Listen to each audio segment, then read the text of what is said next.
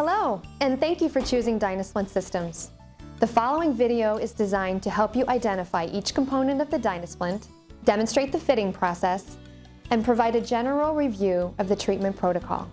Please remember that just as each animal is unique, so is each treatment. This video is only a guide and should not replace the assistance of your Dynasplint consultant. Thank you for choosing Dynasplint Systems, where we hope to stretch beyond your expectations. Your Dynasplint will arrive fully padded, labeled, and ready to apply to the animal.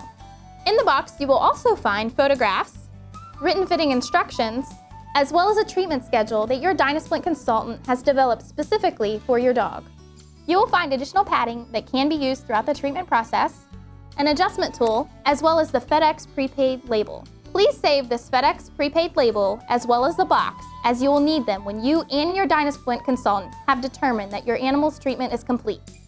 Your Dynasplint consultant has labeled the cuffs front top, front bottom, back top, and back bottom.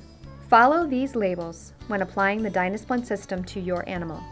To fit and apply the Canine Flexion Dynasplint on the Stifle joint, hold the Dynasplint system up against the dog's leg to check the length of the proximal and distal struts. The cam should line up with the middle of the Stifle joint.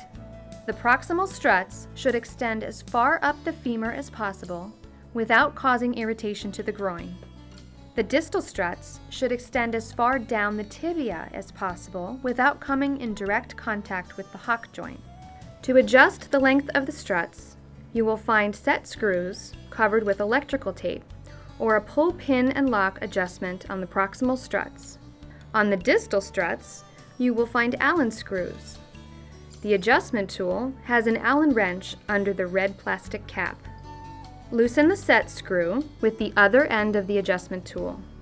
Only a few turns are needed so the screw doesn't fall out. Slide the tubes within each other until you have achieved the desired length, and then tighten the screw. Using the electrical tape, recover the screw. This will ensure they do not walk out. What you do to one side, you must do to the other. Some Dynasplint systems have a pull pin and lock adjustment.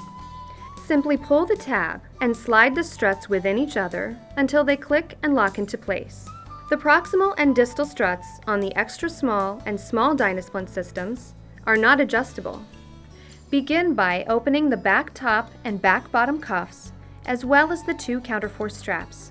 Bring the splint around the front of the leg, lining the cam up with the middle of the joint, while also making sure that the top wing pads are hugging either side of the leg above the joint.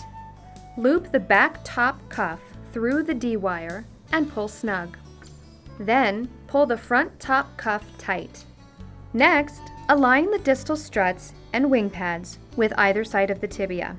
Loop the back bottom cuff through the D-wire and pull snug. Then, pull the front bottom cuff tight. Finally, go through each cuff, pulling it snug once more, just to ensure the splint will not rotate or shift on the leg. Once the splint is tight on the leg, bring the counterforce straps around the back of the leg, looping them under the opposite strut and pulling snug. Add vet wrap around the top and bottom cuffs to prevent the splint from slipping and discourage chewing.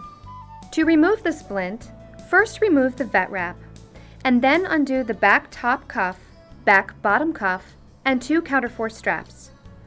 Once the splint has been removed, be sure to fasten all the Velcro straps in order to maintain the proper orientation. Your Dynasplint consultant has preset the initial tension on your dog's splint. If the individualized treatment schedule calls for increasing the tension, it is done in the following manner. Insert the silver screwdriver into the hollow end of the proximal strut. To increase tension, turn the screwdriver to the right, remember righty-tighty, and to decrease tension, turn the screwdriver to the left, remember lefty-loosey. Because the Dynasplint system is a bilateral tensioning device, what you do to one side, you must do to the other. The window with the red or blue scales on the distal strut shows the tensioning setting. Be sure they match. The Dynasplint should be worn 1 to 2 hours initially.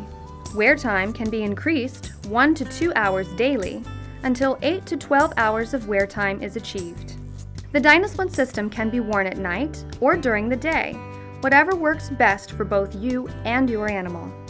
Please follow the treatment schedule your Dynasplint consultant has included in the box. Upon removal of the splint, check the leg for any signs of irritation or swelling.